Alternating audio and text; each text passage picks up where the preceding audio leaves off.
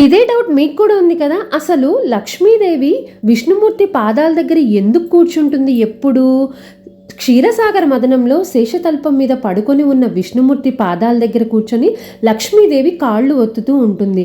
ప్రతిరోజు చూస్తున్న నారద మునీశ్వరుడు ఒకసారి ఉండలేక లక్ష్మీదేవిని అడిగేస్తాడు, ఎందుకమ్మా ఎప్పుడు నువ్వు విష్ణుమూర్తికి పాదాలు ఒత్తుతూ ఉంటావు అని చెప్పి.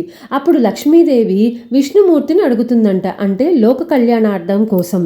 అప్పుడు విష్ణుమూర్తి ఏమని సమాధానం ఇస్తాడంటే, మగవాళ్ళ కాళ్ళ వేళ్ల దగ్గర నుంచి మోకాళ్ళ వరకు శనీశ్వరుడు ఉంటాడు, అలాగే ఆడవాళ్ళ చేతి వేళ్ల దగ్గర నుంచి అరచేతి వరకు శుక్రుడు ఉంటాడు. ఏ భార్య అయితే భర్త కాళ్ళు ఒత్తుతూ ఉంటుందో వాళ్ళ ఇంట శని ప్రభావం తగ్గి లక్ష్మీ కటాక్షం ఎప్పుడూ ఉంటుంది అని సమాధానం ఇచ్చాడంట.